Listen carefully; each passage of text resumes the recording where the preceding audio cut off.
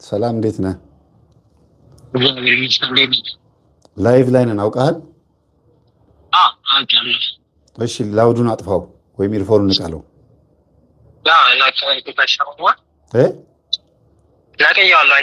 አይሰማም ርቋል። አሁን ጥሩ ነው። ሰላም እንዴት ነህ? እግዚአብሔር ይመስገን። ደህና ነህ? እግዚአብሔር ይመስገን።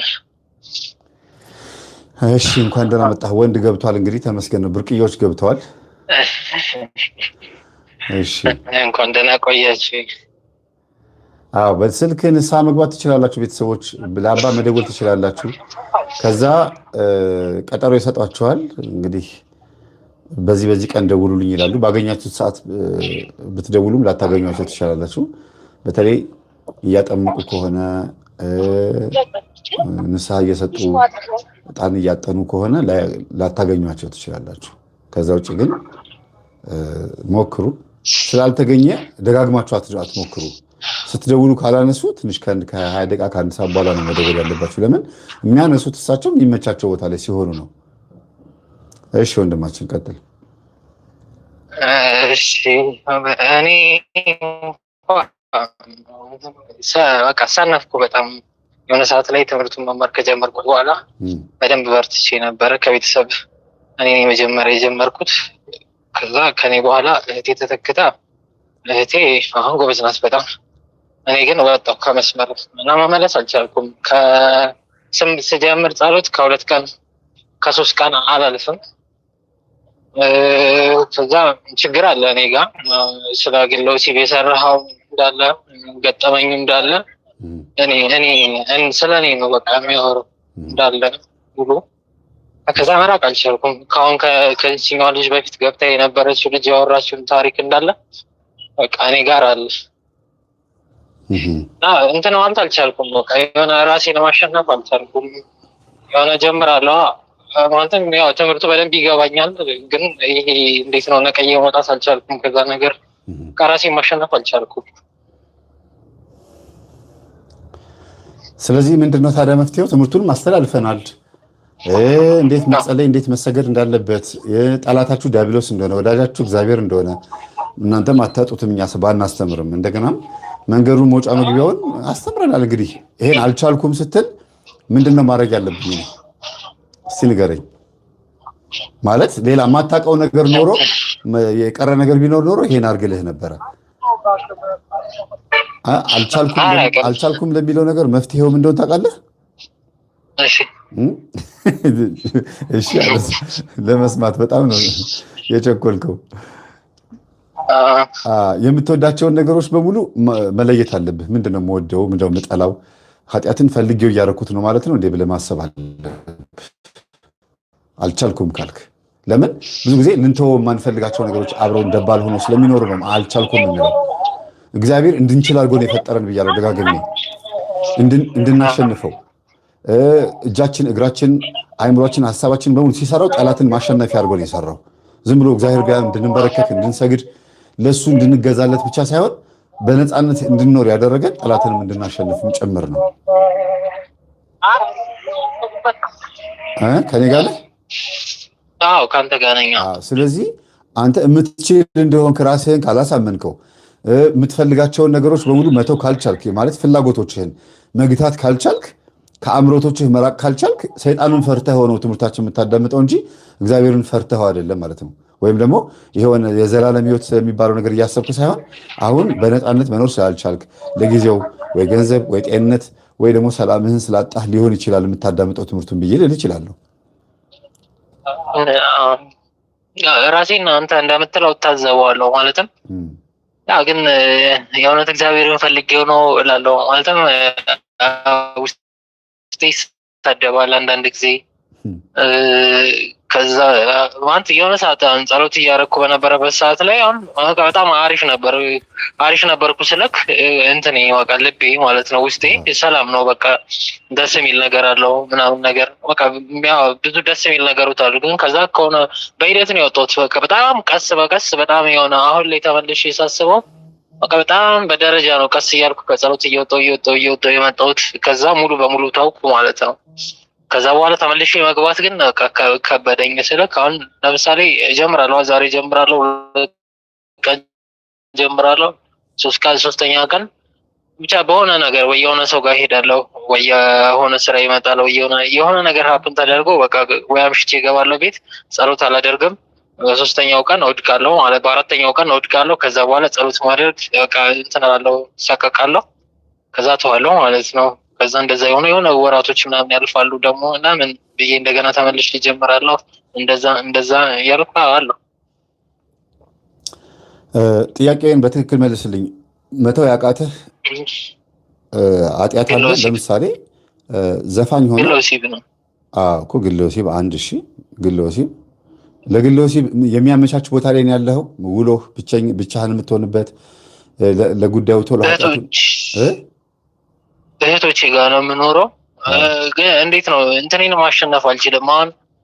አሁን የሚያመቻች ለዛ ነገር የሚያመቻች ቦታ ነገር ሆኖ ሳይሆን የሆነ ትንሽ ይህ ሀሳብ ጭንቅላቴ ውስጥ ከመጣ ማሸነፍ አልችልም። በቃ ይህንን ሀሳብ ልታገለው እችላለሁ፣ ግን ዛሬ ባልሸነፍ ነገ እሸነፋለሁ ወይ ከነገ ወዲያ እሸነፋለሁ። እንደዚህ ምልካውን በጣም ከመደጋገሚ የተነሳ በጣም ይሄ የሚገባክ ነገር አለ አይደለ? እንዴት እየተሸነፍክ እንደሆነ ይሄ ነገር እንድታቆመው መቅሰፍት መምጣት አለበት ወይም በሽታ ወይም ደግሞ አጅሬው መለመላህ መቆረጥ አለበት ማለት ነው። ከሌላ አታደርገውም ማለት ነው። ለምን ዋጋ ከከፈልክ በኋላ ወይም ደግሞ የሆነ ነገር ከመጣብህ በኋላ ወይም አንድ ነገር እንዲፈጠር ምክንያት ኃጢአቱን ለመተው አንድ ነገር እንዲፈጠር ለምን ምክንያት ትሆናለህ? አይምሮህ በራሱ ፈቃደኛ ሆኖ እኮ ሲተወው ነው ሰማዕትነት ማለት። በነገራችን ላይ ቅዱስ ጊዮርጊስም ሆኑ መሰሎቹ ሰማዕታት ማለት ነው ምስክር የሆኑት ወይም ደግሞ ሰማዕት የሆኑት ወይም ደግሞ አይሆንም ለአንተ ጣዖት አንሰግድም ለጣዖትህም አናጥንም ብለው አንገታቸውን የሰጡት ነፍሳቸውን የሰጡት ማን ስለሚበልጥባቸው ነው? እግዚአብሔር። አንተም ይሄን ታውቃለህ። ስለዚህ ቁርጥ ውሳኔ ወስነው አንገታቸውን ሲሰጡ ያለውን ፍርሃት አስበው። በጣም ከባድ ነው አንገትን መስጠት። ማሽን መንኮራኩር ሲፈጫቸው እላያቸው ላይ እንትን አሲድ ዘይት አፍስሰውባቸው ሰም አቅልጠውባቸው እንደ ችቦ ሲያነዷቸው እንደ ጠዋፍ በየአደባባዩ ሲበሩ የሆነ ተዘቅዝቀው ሲሰየፉ አንገታቸውን ሲሰየፉ ዝም ብለህ በዓይነ ሕሊና ሲሳለው የሆነ ሆረር ፊልም ዝም ብሎ አስበው መቶ በመጥረቢያ ናቱን ሲለው ይሄንን ነገር ለሃይማኖት ብሎ ለነፍስ ብሎ ዋጋ መክፈል የሚባለውንና አንተ ደግሞ እጅህ ላይ ያለውን ፈቃድ አፍህ ላይ ያለውን ፈቃድ ስሜት ውስጥ ያለውን ፈቃድ መቆጣጠር ማለት እኮ አንድ አይነት ነው። ሁለቱ ከባድ ሰማዕት በቃ አንድ አይነት ነው። ይሄ ትውልድ እንዲያውም ትልቁ ሰማዕትነት ማለት ስሜቱን መቆጣጠሩ ነው የሚባለው። ለዚህ ነው አባቶቻችን ስሜታችሁን ስትቆጣጠሩ ከሰማዕታት እኩል ይቆጠርላችኋል። ግዴታ ዲዮቅልጥያኖስ መምጣት የለበትም። ዲያብሎስ በሰው ላይ አድሮ መጥቶ ወይም ደግሞ ሌሎችም ኒሮን ቄሳር ወይም ሌሎችም ጨካኞች እነ ቅድስት አርሴማን የሰየፉ ሌሎችን ነገስታትን ማነው ሰማዕታትን የሰየፉ ግዴታውን መምጣት የለባቸውም። ወይም መንግስት ጅምላ ጨራሽ ቦምብ መልቀቅ የለበትም። አንተን ማሰር ማንገላታት የለበትም። ሰማዕት ለመባል መሆን ያለበት አንተ ጋር ያለውን ስሜት መቆጣጠር መግራት። ልክ አጠገብ ጥብስ እያለ እየሸተተ ጾም ነው ብለህ እንደምትተወው ዛሬ ጾም ነው አልበላም እስከ 9 ልቆይ ብለህ እንደምትለው እጅህ ላይ ያለውንም መለመለህንም አለማሰብ፣ ይህንን ነገር መቆጣጠር ቻል ማድረግ። በአጠቃላይ እዚህ ጋር ያለውን ነገር በሙሉ ስትቆጣጠረው የሰማዕታት በረከት ያድርብሃል ማለት ነው። ካልሆነ ግን በአንተና በፈቃድህ መካከል ወይም በስሜትህና በፈቃድህ መካከል በጣም ከባድ ጦርነት፣ ልክ አሁን መንግስት የሚያደርገው ጦርነት እኮ ነው አንተ ጋር ያለው። እሱን ጦርነት አሸነፍክ ማለት በጣም ትልቁ ድል እኮ ማለት ነው። ሌላ እኮ ጦርነት እኮ አያስፈልግም። እኛ የሆነ ክፍለ ሀገር ስንሄድ ምናምን ከመኪና አስወርደውን በጥይት ወይም በሆነ ነገር እንዲገሉን ከዛ በኋላ ሰማዕት እንድንሆን እሱን አለ መጠበቅ ያለብን። እቤትህ ያለውን ትልቁን ስሜት መቆጣጠር መቻል ነው ሰማዕትነት። እና አንተ ሰማዕቱ ጊዮርጊስን የምትወዱ ከሆነ እሱ በአጠቃላይ የሰባ ነገስታትን በእምነቱ ካሸነፈ አንተ ደግሞ አንተ ውስጥ ያሉትን 70 አጋንንት በአንተ ውስጥ ያሉትን ማንበርከክ መቻል አለብህ። እየገረፉ እየቀጡ የክርስቲያን ሆነ መኖር በዚህ ምድር ላይ ውርደት ነው። አጋንንት የሚሸነፉ የሚዋረዱ ሆነው የሚያዙ የሚቀጠቀጡ ሆነው አንተን አናት ላይ ተቀምጠው እጅ ላይ ተቀምጠው ቆይ አገኘሃለሁ። ስትሰግድ ምን ይልሃል? ቆይ ይጨርስ ችግር የለውም። ስትጸልይ ዝም ይልሃል፣ ይጨርስ ይላል። ስትጨርስ ደግሞ በልቶ ለበል የኔን ግብሬ እንደማምጣ ይልሃል። ልክ እናቶቻችን ወደ ቤተክርስቲያን ቅዳሴ መጥተው እያስቀደሱ ቡና ዕቃ በአይምሯቸው ያቀራርባሉ። በአይነ ህሊናቸው ቡና ያቀራርባሉ። ከዛ በኋላ ልክ ከቤተ ክርስቲያን ሲወጡ ሳር ይገዛሉ፣ ዕጣኑንም ቡናውንም ገዝተው ይገባሉ። አያችሁ፣ ቅዳሴ ላይ እግዚአብሔርን አምልከዋል። ከዛ ቡናውን ደግሞ ይዘው ገብተው ደግሞ አጅሬውን ደግሞ ተረኛውን ያመልካሉ ማለት ነው። ምንም አምልኮ እንኳን ባይኖር ፕሮሰሱ ፈቃዱን ሊፈጽም በውስጥ በኩል ከአንተ ግለ ወሲብን ማቆም እንዳልቻልከው ቡና ማቆም ያልቻሉ እናቶችም አሉ። ሁሉም ሰው እንደየውሎው ለሰይጣን የተንበረከከበት የተሸነፈበት ልማድ አለው። ከኔ ጋር ነው ወንድሜ? ስለዚህ ማሸነፍ ማለት ስሜትን መቆጣጠር ማለት እንደሆነ አሳምነው ለውስጥ። እንደገና ደግሞ ለእግዚአብሔር መንበርከክና እግዚአብሔር መውደድ ማለት ስሜትን መግራት፣ ገነት መንግስተ ሰማያት ለመግባት መወሰን፣ ራስን ለማዳን መነሳት። እግዚአብሔር አንተ ሲኦል ገባ አልገባ አይጎዳም፣ ግን ማንም ሲኦል እንዲገባ አልፈልግም፣ ፍላጎት አይደለም። ግን እምቢ ካላችሁ በነጻ ፈቃዳችሁ ለሰይጣንና ለመልክተኞቹ በተዘጋጀው በእሳት ዲን ጥርስ ማፋጨት ወዳለበት ምንም ብትጮህ ወደማትወጣበት ትገባለህ ሲል እኮ ተረት ተረት እኮ አይደለም፣ ተረት ተረት አይደለም እኮ። አሁን እዚህ የምታየው ስቃይ በራሱ መቼ ነው የሚሳካልኝ ብለህ የምትለው ስቃይ 100 እጥፍ ጊዜ ማለት ነው እኮ ስቃዩ እዛ ያለው እረፍት የሌለው። አስበው፣ ነፍስ እንግዲህ አትሞትም፣ ዘላለማዊት ነች። አሁን ግን በስጋ ሞት አለ። እኔ አሁን ለምሳሌ እንደ ቅዱስ ጊዮርጊስ መሆን እፈልጋለሁ ብል ለትንሽ ጊዜ ነው ሊጎዳል ስቃይ የምችለው፣ በጣም ለትንሽ ጊዜ ማለት ነው። ከዛ በነፍሴ ምን ሆናለሁ? የሆነ እረፍት አገኛለሁ። ግን እዚህ ኃጢአት ውስጥ ሆኜ ንስሐ ምናምን ይሄ አጠቃላይ እያጨማለኩት እዚህም ተሰቃይቼ ከዛ ደግሞ ዘላለማዊ የሆነችዋ ነፍስ ደግሞ በሳት ስትቃጠል አብሬ እዛ ውስጥ መሆን ከሆነ መቼ ነው ታዲያ ከዚህ እሳት የምትድነው ማለት ነው? መቼ ነው ከዚህ እሳት የምትድነው? አሁን በሁለት ነገር እንደራደር። እናንተ ኃጢአቱን መስራት የምትችልበት ቦታ ላይ ነው ያለኸው ወይስ አይደለም? ይሄን መጀመሪያ እናውራ። እኔ ምኖረው ከእህቶቼ ጋር፣ 2 እህቶቼ ከኔ ጋር ነው የሚኖሩት። ስለመኖር አይደለም የምትውለው ያልኩት እኔ ኃጢአቱን መስራት የምትችልበት ቦታ ላይ ነው ወይ ያለህ? አይደለም። ውሎህ እንዴት ነው ንገረኝ። ውሎህን ንገረኝ። ውሎዬ ሰው ጋር ነው የምውለው። በሰው ተከበቤ ነው የምውለው። ስፖርት ሰራለው ሰው ጋር። ከዛ የሆነ ጓደኛ አለኝ፣ ከሱ ጋር እንዞራለን፣ ድርጅቶች ጋር ምናምን እንሄዳለን፣ መርካቶ እንገባለን። በቃ እንዲህ ነው የሚባል ውሎ አይደለም። ብቻ በቃ ብክን ያለ ውሎ ነው። ከቤት ከወጣሁኝ አልቀመጥም፣ ትዞር ነው የምውለው በቃ። እሺ ውሎ እንደዚህ ከሆነ ስፖርት ስትሰራ ምግብ መቼም በደንብ ትበላለህ። አምጣ ይልሃል ሆድህ? እበላለሁ። ጥርግ አገር የምበላው ማለት ነው፣ እንደ ጎረምሳም እንደ ስፖርተኛም። ኧረ እበላለሁ። ከዛ ትሰግዳለህ ወይ? ዳምፕል እንደምትገፋው ጂም እንደምትሰራው ስግደት ትሰግዳለህ ወይ? አሁን ዳምፕል ስትገፋ ሰውነት እየጠነከረ እየፋፋ ነው። ጥሩ ነው፣ አሪፍ ነው። ግን ደግሞ አምጣ የሚልህ ምግብ ስትበላ ደግሞ የበለጠ በጣም እንትን ሆርሞኖች በጣም ይነቃቃሉ። ለዚህ ነገር በጣም ዝግጁ ነው የሚሆነው።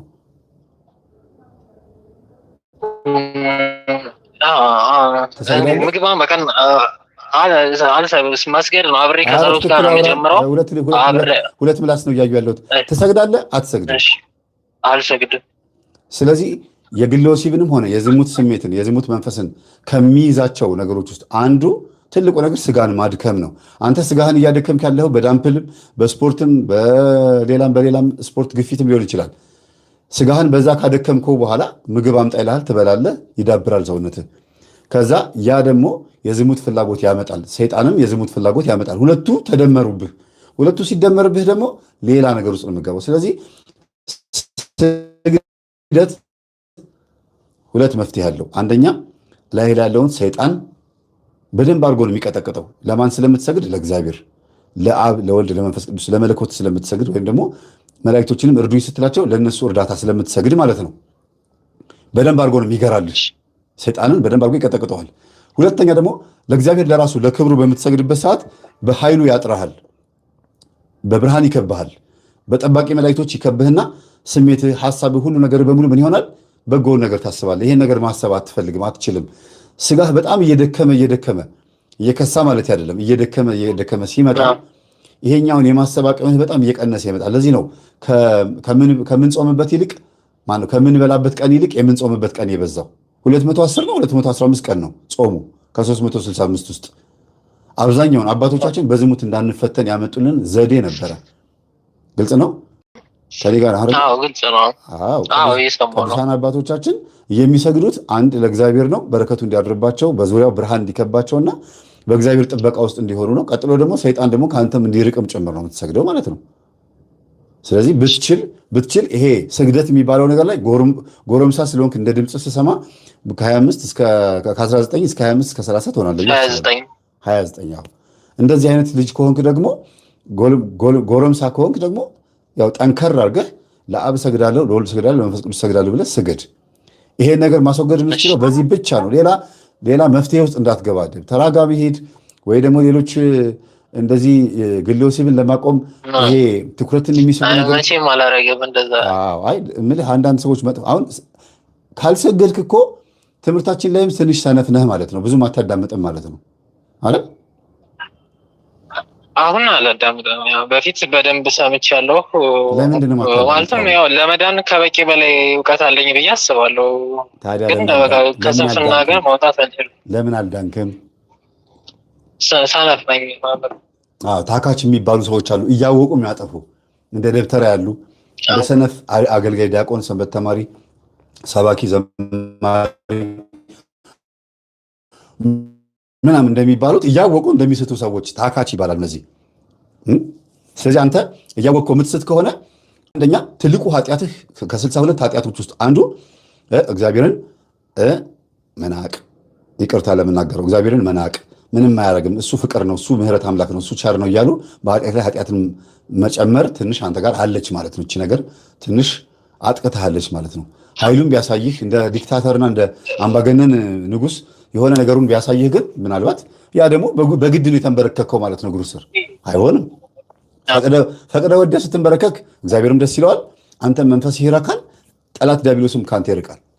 ወደ ስትንበረከክ። በግድ ከሆነ ግን በግድ ምን መሰለህ በሽታ ሲመጣ፣ በግድ ምን መሰለህ እጅህ ያለውን ገንዘብ ሲቀማ፣ ጤና ስታጣ፣ እንደገና ደግሞ በዙሪያ ያሉ ሰዎች ሲርቁ፣ ተስፋ ስታጣ፣ አለኝ የምትለው ስታጣ በሙሉ አሁን ያለኝ ተስፋ እግዚአብሔር ነው ትላለህ። ይሄ በግድ እንደማንበርከክም ነው። ግን እግዚአብሔር ይህንንም አይፈልገውም።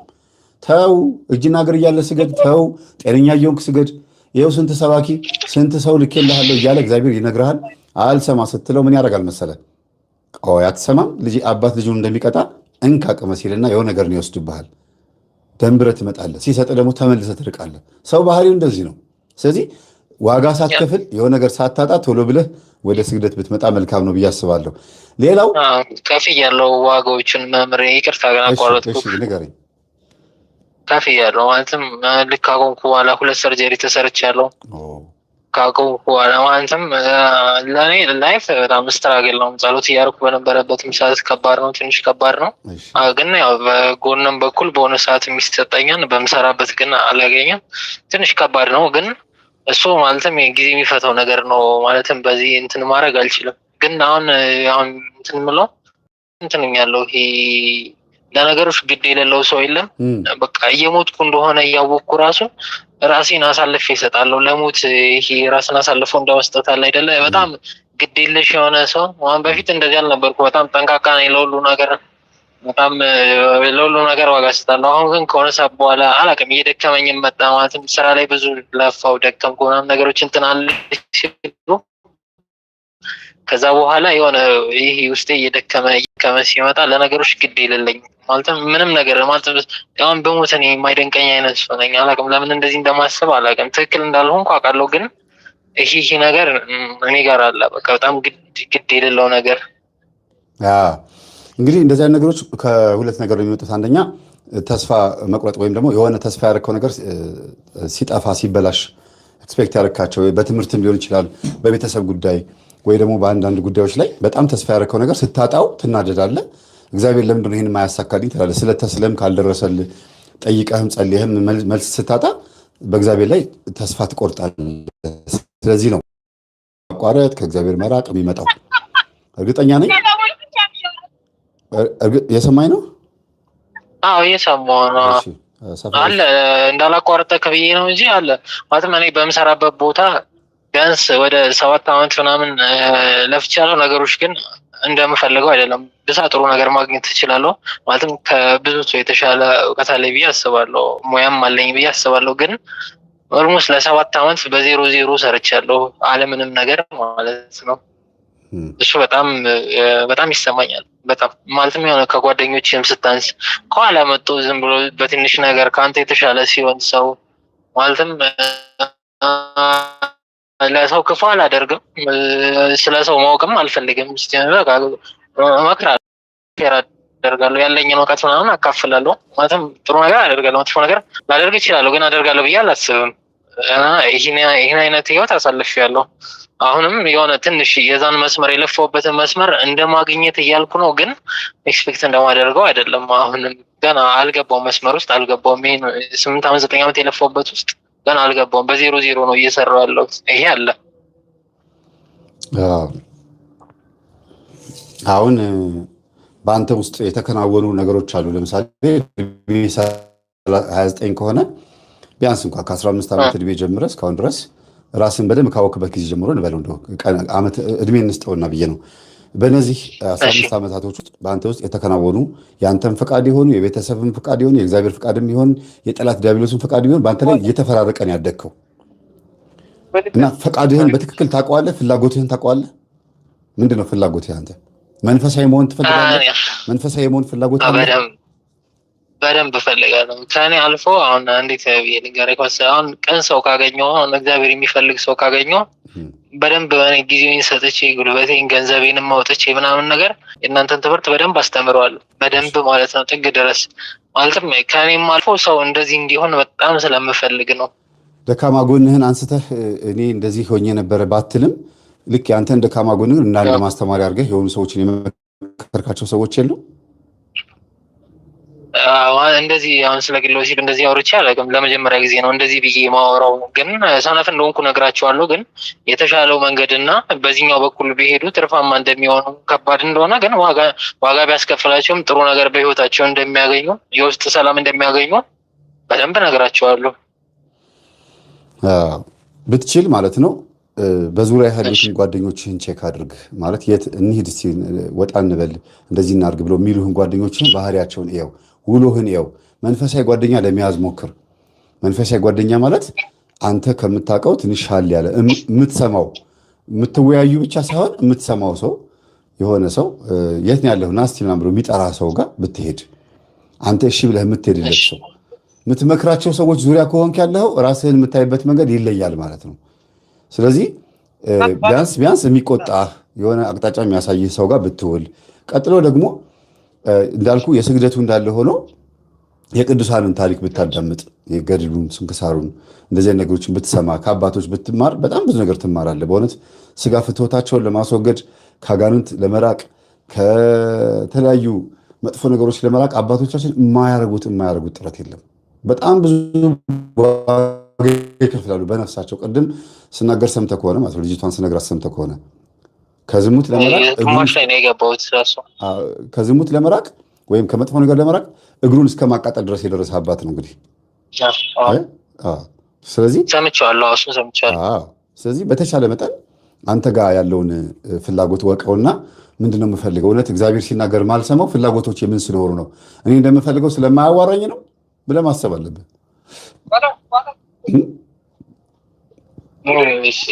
ይህንን እንዲህ ብዬ መናገር አልችልም። ውስጤ ትክክል አይደለም ማለትም አሁን ሰው በኖርማል በትክክል ሲሆን ጊዜ ሰጥቶ አስበው ነው ነገሮችን የሚወስኑ አይደለም። አሁን እኔ የሆነ ማውቀው ነገር አለ። መንፈሳዊም ከፈለግኩ በቃ ዛሬ ነው። ይሄ እንትን ዲፕ የሆነ ነገር የለኝም። የሆነ ስራ መስራት ካለብኝ አሁን ነው መወስነው ወይ አሁን ነው ማፈርሰው። ይሄ እንዴት ነው? ይሄ አስበበት ከልብ ተዘጋጅተበት ለዛ ነገር ረገጥ ያለ ውሳኔ የሚሰጠው ነገር አለ አይደለም። እንደዛ ጊዜ ስትሰጠው ለዛ ነገር ለመግባትም ጊዜ ትፈጃለህ፣ ለመውጣትም ጊዜ ትፈጃለህ አይደለም። ቀለል ስገባም ቀላል ነው፣ ስትወጣም ይሄ እንደዛ አይነት ባህሪ ያለኝ ይመስለኛል። አሁን ራሴን ስታዘበው ማለት ነው። ነገሮችን በቃ በጣም አቀላለሁ፣ በጣም ከሚገባው በላይ። እስቲ እንግዲህ በውስጥ በኩል ያለው ግን አሁን በአደባባይ በግልጽ ልታወራልኝ ያልቻልክባቸው ነገሮች ይኖራሉ ስለማስብ ነው በውስጥ በኩል ማውራህ መፍትሄ የበለጠ እንዲኖረው። ከዛ ውጭ ግን አሁን ካነሳህልኝ ርዕሶች ተነስቼ ግን ልልህ የምችለው ምንድነው፣ ሰግጄ አላቅም ያልከውን ነገር ስግደት በደንብ አድርገህ በጾም በደንብ አድርገህ ስጋህን ቅጣው። ስፖርት የምትለው ነገር አጥሚት ለጉንፋን በዛውም ለሆድ እንደሚባለው ስፖርቱ ስግደት ይሁን። በቃ ሰይጣን ላይ ተለማመድበት። ስፖርት እንዴት መሰለክ ማለም ከልጅነት የጀምሮ ነው። እሺ ችግር የለውም። ስፖርት የሚለውን ሀሳብ ስላነሳህ ነው እንጂ እንደ ምሳሌ አነሳሁት እንጂ ከዚህ በኋላ ስፖርትህ መሆን ያለበት ስግደት ነው ማለት ነው። እኔ ያንተ በአጠቃላይ መጠቀሚያ መሳሪያዎችህ መንፈሳዊ የጦር ዕቃ መሆን አለባቸው። ከዚህ በኋላ ሰይጣን ወየውልህ መጣውልህ በቃ የፈለገ ስጋዬን ብታንገላታውም አሁን ግን የሆነ የገባኝ ነገር አለ ብለህ ያ የገባህን ነገር በተግባር ልትጀምረው እንደሆነ ድሮም ገብተዋል፣ ግን አሁን ተግባር ልትጨምርበት እንደሆነ ለአይምሮህ እየነገርከው እያሳመንከው ስትመጣ የሆነ ነገር እየለቀቀህ ይመጣል። ለምን ያ የሆነ ነገር ያልኩህ መቼም ጠላት ነው፣ ግን ያውቃል እቅድህን፣ ዓላማህን፣ ስሜትህን፣ ሁሉ ነገርህን፣ ፕሮግራምህን ያውቃል። ሰይጣን ከፊት መቅደም በጣም ይችልበታል። በዙሪያ ያሉ ሰዎችን በሙሉ በማነሳሳት ሊፈትንህ ይችላል። ገባህ አይደለ? ለምሳሌ ታኅሳስ 25 በዓሉ የሚከበር አባታችን ዮሐንስ ከማ የሚባል አባት አለ። ዮሐንስ ከማ የሰማኸኝ ነው ወንድሜ? አዎ የሰማሁ ነው። ዮሐንስ ከማ ይባላል እና ይሄ ጻድቅ አባት ከሚስቱ ጋራ በአልጋ ላይ ሆነው በድንግልና ኖሯል። ይሄን ታምናለህ? የምታምን ከሆነ ይቻላል ማለት ነው። አላምንም ካልክ ግን አይቻልም። አሁን ይሄን አድርጓል ከተባልክ ማን ጠብቆት ነው? ትናንትና እንኳን ያነበኩት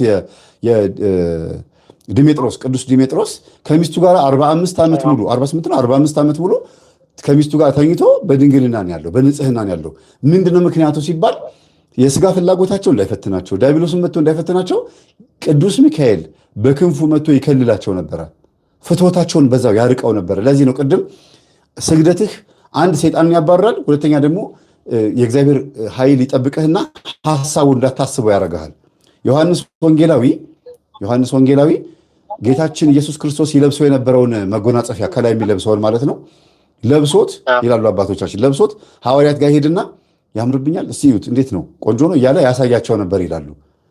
የጌታን ልብስ ለብሶ መጎናጸፊያውን ማለት ነው ከላይ ያለውን እኛ ጃኬት ኮት እንደምንለው ጋቢ እንደምንለው ማለት ነው። ከዛ ምን ይላሉ አባቶች? የስጋ ፍትወቱና የስጋ ፈቃዱ ጠፋለት፣ ድንግል ሆኖ የኖረው ለዚህ ነው። ይሄንን ስሜቱን የጌታ ኃይል አጠፋለት ይላሉ። ስለዚህ በሰገድክ በጾምክ በጸለይክ ቁጥር ያለ ሰዓቱ ያለ ፕሮግራም የሚመጣብህን ፍትወት እሱን መቆጣጠር ትችላለህ ማለት ነው። ዮሐንስ ከማ በነጋችን ላይ ከሚስቱ ጋር ተኝቶ ድንግል ሆኖ ብቻ ለሚኖሩት በትዳራቸው ላይ ሚስቱ ከዛ ወጣ ፈዋሽ ነው የሆነችው። ብዙዎችን በሽተኞችን አዳነች። የሚገርመው ነገር ከዚህ አይነት ህይወት ወጣ ወደ ገዳም ገብታ በጣም ብዙ መናኒ ሴቶችን በጣም ብዙ እህቶችንና ወንድሞችን አዳነቻቸው፣ ፈወሰቻቸው ነው የሚለው ታኅሳስ 25 ላይ ስንክሳር ላይ ገብተህ ስታነበው። እንዴት በዚህ ልክ ሊሆን ይችላል ሲባል የስጋ ፈቃዳቸውን በሙሉ ለጾም ጸሎት፣ ለስግደት በዛች በተዘጋጅ ክፍል ውስጥ ትዳራቸው ገዳማቸው ነበረ፣ በዓታቸው ነበረ ማለት ነው። እንደዚህ አድርገው ስለሚሰግዱ በቃ ጭራሽ እንዲያውም ከሱ ብሳ ሚስቱ ብዙ አጋንንትን ታወጣ ነበር ይላል። ከሱ ብሳ ዮሐንስ ከማ ጻድቅና ቅዱስ ነው እንግዲህ የታወቀ ነው፣ ማንም አባቶች ያውቁታል። ሚስቱ ደግሞ እጅግ የባሰች ሌላ ቅድስትና ጻድቅ ትሆነች ነውና ስጋን መቀደስ ይቻላል አይደለም። እኛ አሁን ሰይጣንን ለማባረር ከሚለው ነው የምናየው። ግን ስጋ በራሱ በአየር ላይ የሚንሳፈፈው ስጋ በራሱ የሚበረው ክንፍ አውጥቶ እንደና አቡነ ተክለ ሃይማኖት እንደ ሌሎችም አባቶች የሚበረው እኮ በቅድስናና በንጽህና እኮ ስለተኖረ ነው። ይቻላል የሚለው ሐሳብ በአንተ ውስጥ እንዴት ነው የሚታየው? እኔ አልችልም ስትል እግዚአብሔርን ምን እያረከው ነው? አትችልም፣ እኔን መቀየር አልቻልክም እያልከው ነው። እኔ የቻልኩትን እያረኩ ነው፣ አንተስ ምን አረክ ይልሃል ደግሞ እግዚአብሔር። ይሄ ነው ትልቁ ነገር። እሺ እኔ ይሄን ያክል ትምህርት እንድታዳምጥ የምትሰግድበት ቦታ የምትጸልይበት ቦታ በዙሪያ ያሉ ሰዎች እንዲረዱህ እያረኩ ነው፣ አንተ ምን አረክ እያለ ነው። ስለዚህ ከአሁን ሰዓት ጀምሮ ስገድ። ትልቁ ኃይል ስግደት ነው። እሺ ስትሰግድ ደግሞ ለአብ እሰግዳለሁ፣ ለወልድ እሰግዳለሁ፣ ለመንፈስ ቅዱስ እሰግዳለሁ። ምስጋና ለአብ፣ ምስጋና ለወልድ፣ በቃ እሱን በተደጋጋሚ በተለይ ኤልሻዳይ፣ አዶናይ፣ ጸባዖት፣ ኢየሱስ ክርስቶስ፣ መድኃኔዓለም፣ አማኑኤል እንደገና ደግሞ ቅዱስ ኤልማስ፣ እነዚህ የእግዚአብሔር ስሞች አልመክኑን ምናምን የሚባሉ ስሞች ላይ 7 እያደረግ ስሞቹን እየጠራ እግዚአብሔር ሆይ እባክህን አድነኝ ከዚህ ነገር ጠላቴ ዲያብሎስ ሆይ አስሬሃለሁ እያልክ የምትሰግድ ከሆነ በጣም ብዙ ነገር ነው የሚስተካከለው። በጣም በርታ። እግዚአብሔር ካንተ ጋር በውስጥ አገኘ